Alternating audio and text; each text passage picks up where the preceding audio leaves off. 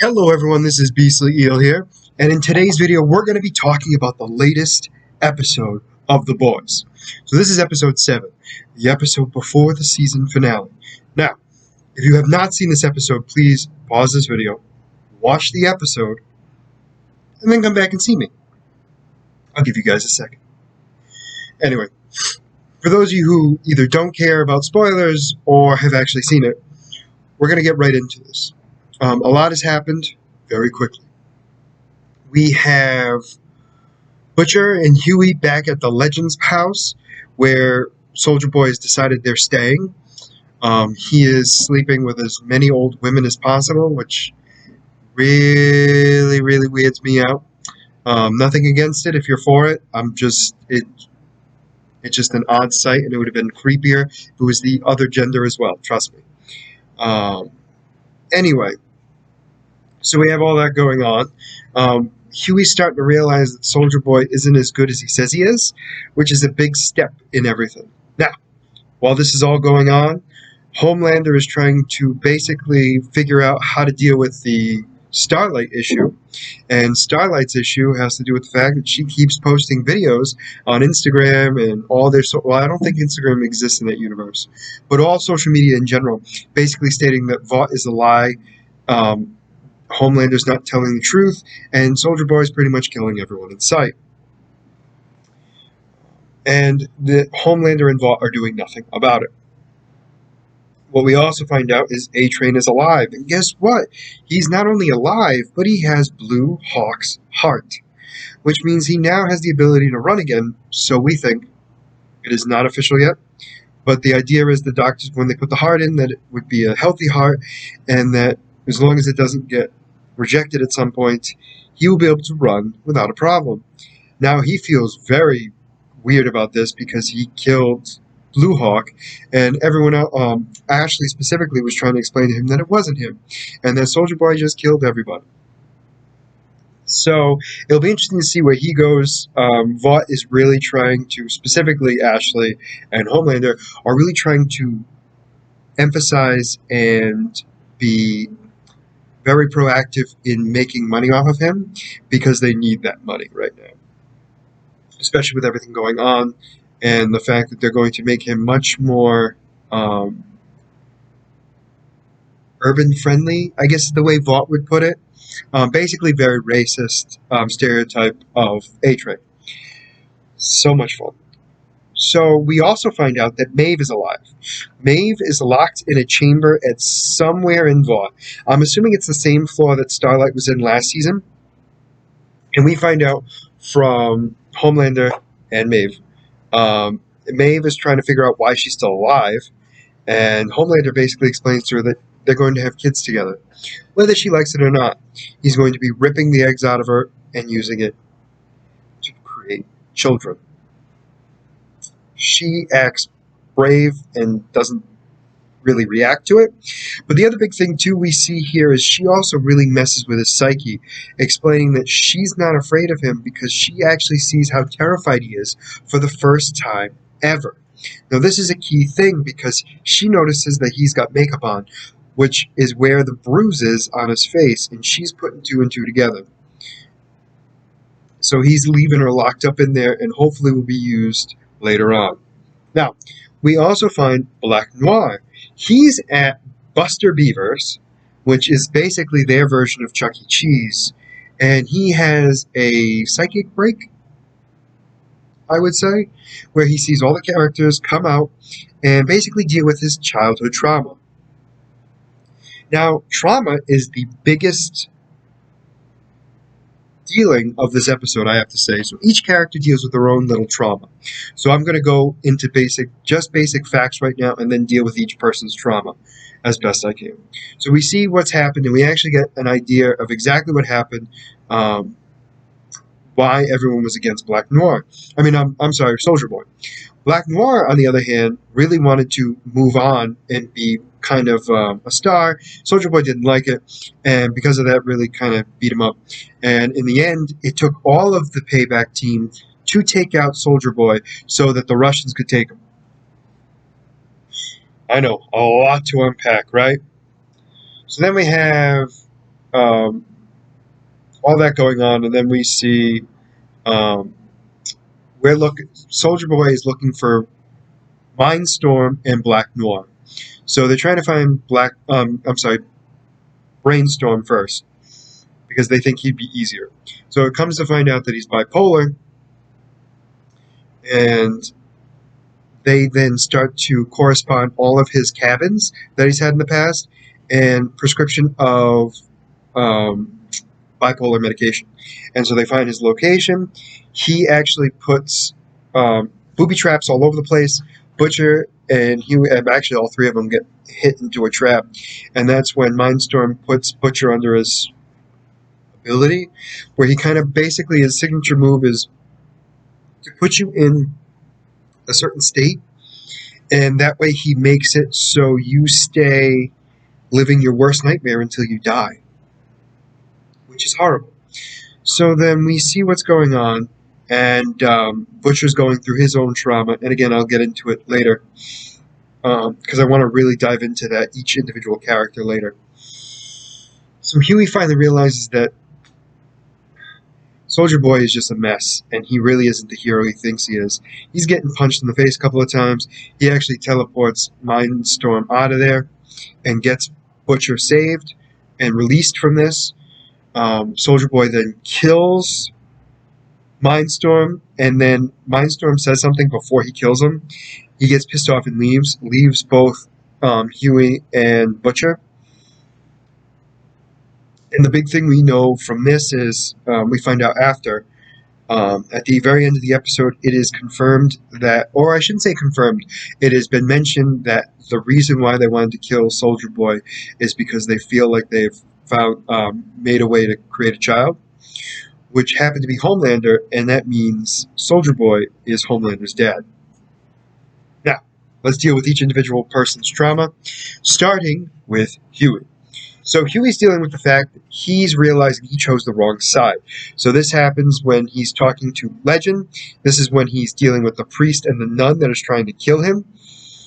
He realizes that Soldier Boy is nothing more than a drug addict who has PTSD and doesn't know how to handle situations well at all. And he's not the good guy. He's basically just an a-hole. So Huey deals with that, and in the end he decides that he's going up against Soldier Boy, or at least going against him. He's not staying with him, I guess is the best way to put it. Then we have Butcher. Now Butcher, on the other hand, he deals with his trauma inside of Mindstorm's ability. What happens is he has to relive all the trauma in his childhood, and we see why he's the way he is. He literally gets beat up by his father, very traumatic childhood trauma, and he keeps getting beat up, and we see the parallels between what his father does and what he does, both in the past and in the present, and he's realizing he's more like his father.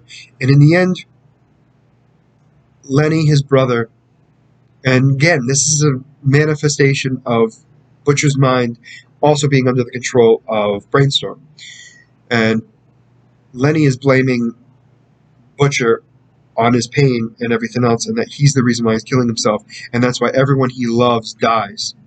And then Lenny pulls the trigger on himself right in front of Butcher.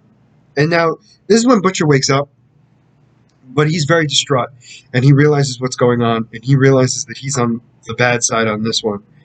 And he finds out from Starlight that the temporary V is actually killing the two of them, and if they take too many doses, they're going to die. And he decides not to tell Huey, and that they're going to get dosed up some more and finish the situation. So that's them. Then we have Soldier Boy dealing with his stress. PTSD, possibly. The fact that nobody loves him, always a factor. We see this a lot with just the way he responds. He also is supposedly this massive... he's... How do I put this? He's toxic masculinity at its finest. He thinks he's better than everyone else, that nobody's better than him. He's basically God's gift to the world, and he has no problem killing anybody because he thinks of himself as a soldier, when in actuality he is not. And I think that messes with him mentally, because we see him act very similar to a soldier, but also at the very same time, somebody who's not able to deal with this kind of situation, which is why he acts the way he does. So we definitely see that from him. Now that we've talked about them, let's move on to Frenchie and Kimiko. Now, Frenchie's dealing with a lot. He's getting drugged up and everything else, trying to deal with the fact that he almost lost the people he cares about. And he's trying to work with MM, trying to figure out how they're going to take out Soldier Boy. He doesn't really have too much trauma in this particular episode, but we definitely see what he has to deal with in the sense of what he's almost lost in the past, aka last episode. So he's definitely on a drug-fueled for Cocoa Puffs moment. It's Kimiko that really deals with her trauma, where she realizes that she can't hate herself anymore, that now that it's her choice, she wants the powers. So we now see that she's begging Starlight to give her her powers, to get Compound V so she can be who she is again, so she can protect her family. Because the biggest thing for her is she wants to make sure that everyone is safe, specifically Frenchie, because to her, that's her family, and she wants to make sure he's safe. So when she finally gets her powers back, she's happy and ready to do what she needs to do. And that's the end of that. So then we have MM. Now, MM, he's dealing with his trauma with his daughter specifically. He finds out that his daughter's at the Homelander rally, which we will discuss a little bit later. And he's pissed. So he goes, leaves Kimiko and Frenchie in the apartment, and he goes looking for his daughter. Now he starts losing his cool in front of his daughter and the stepfather, and his ex-wife comes out, and she's trying to figure out what's going on. He explains to her what happened, and now they're trying to have this conversation, and it escalates very quickly, and it gets to a point where MM punches him in the face and knocks him out. And the real trauma that he's dealing with is not the fact that he hit a guy, but it was the fact that his daughter saw him as a monster that he doesn't want him to see. So he was trying to explain to the guy that he was not, that a Homelander rally was not the perfect place to be, and that Homelander is not who he seems and claims to be. And this guy wanted no part in it whatsoever. And so because of that, we see that big difference in the sense of the two sides not coming together in some sort of fashion. MM basically said to him, I don't care what you do not bring my daughter into it.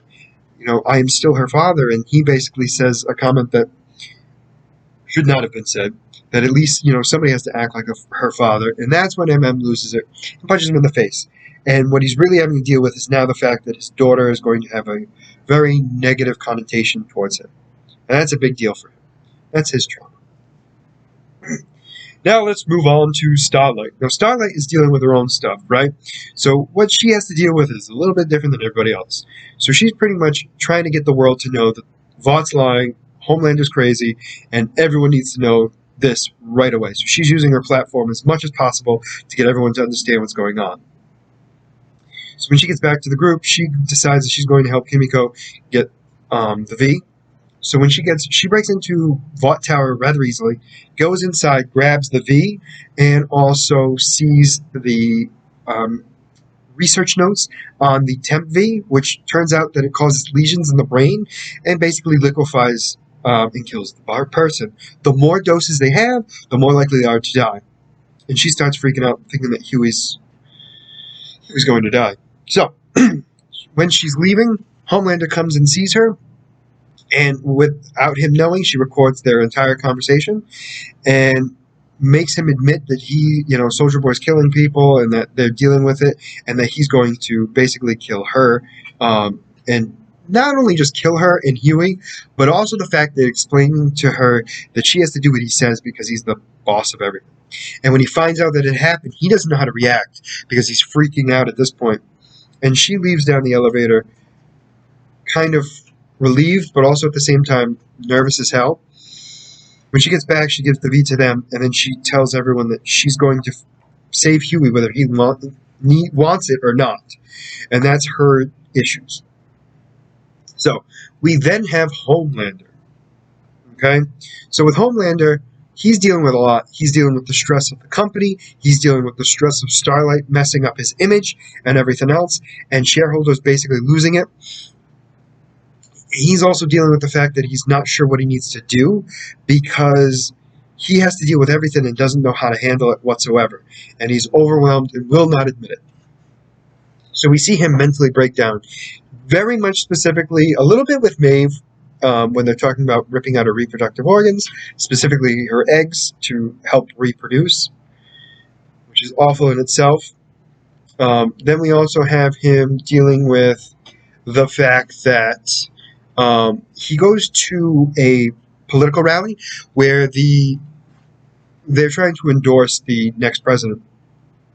And instead of talking about the next president, he's going on a tangent about why Starlight is basically a human trafficking monster. So instead of dealing with what he's supposed to, he then basically just goes off the handle. So another issue we see is he has a little bit of PTSD, meaning that he sees a guy who looks like Soulja Boy and is ready to blast him to smithereens, and he gets really nervous. When he realizes and calms down that it's not him, he gets out of there, tries to calm the situation, and leaves and endorses the president. We see him drinking cow's milk right from the cow, which is gross. We also see him dealing with the head popper, and she basically says that she wants something from him, and then she'll help him out. We're not sure what that is yet, but it's definitely showing that he can't keep his cool, and she knows it, and she's basically going to be Stan Edgar of this situation. So he's dealing with all that, and then he finds out that his father is alive, and it's Soulja Boy. He got his butt kicked by Daddy, and that's messing with him big time, and I'm curious at what's going to happen there. So the last character on our list is Black Noir. Black Noir has a massive psychic break, dealing with the characters to deal with his repressed memory, showing the fact that Soulja Boy was a jerk. He was not a leader, and he had no problem beating up anybody who was trying to take the limelight away from him. And he actually beat Black Noir to a bloody pulp, and that took him over the edge to want Soulja Boy out of there. Then Stan Edgar explained to him what was going on, and that they created a child that is going to be better than Soulja Boy, and that he can fly, which will make him better somehow, and that they have the go-ahead to get rid of him. It took the entire team of Payback, and Black Noir took the most amount of damage, shield to the head. We thought it was explosions. Turns out that it was Soulja Boy that did all the damage to Black Noir. And he's had to go to this place a lot to deal with his problems, and so it's definitely had a lot of issues, mental issues, obviously a psychotic break, most likely, dealing with the fact that he's going to have to face his issue, which happens to be Soulja Boy. So in the end, he's deciding that he's going to deal with Soulja Boy in his own way. And the final character on this list, even though I said it was Black Noir, I lied. We have the deep breakup with his wife because he wanted to add an octopus to their love life. Not surprising at all. And she basically says that he'll be nothing without her and that he's an idiot. She leaves. So we're definitely seeing that. So what do I expect to see in the season finale? Well, I don't know. It's going to go one of two ways, okay? Soulja Boy is going to want a relationship with Homelander. Homelander is going to want a relationship with Soulja Boy, possibly. I think there might be another fight between the two of them, but it's not going to be to the death. It's going to be like a father-son fight. I don't think it will actually get to a point where they'll try to kill the other. We're also going to see possibly Maeve being having her eggs removed so Homelander can reproduce. Gross as heck. And who knows what's going to happen to Butcher and Huey. I'm thinking not good things. I think Huey's going to be on the verge of death, and Butcher's going to have to deal with that, where it's going to really mess with him even more than it already has. So we're going to see a lot of trauma, possibly a lot of fighting. This episode did not have a lot of violence, but it definitely dealt with trauma from all these characters in a such creative way, but also a very dark way as well, in the sense of for the audience to see and hear and feel. Just overwhelming overall. That being said, I thought this was an amazing episode. Let me know what you guys thought in the comments below. Did you like it? Did you not like it? Let me know what you did and didn't. As always, if you like the content you see, please like and subscribe below. This is the 30-day challenge, so let's see if I can get through all 30 days of July and make it through. So that's going to be definitely the biggest thing right there, is trying to get through all of this. But I thank you once again.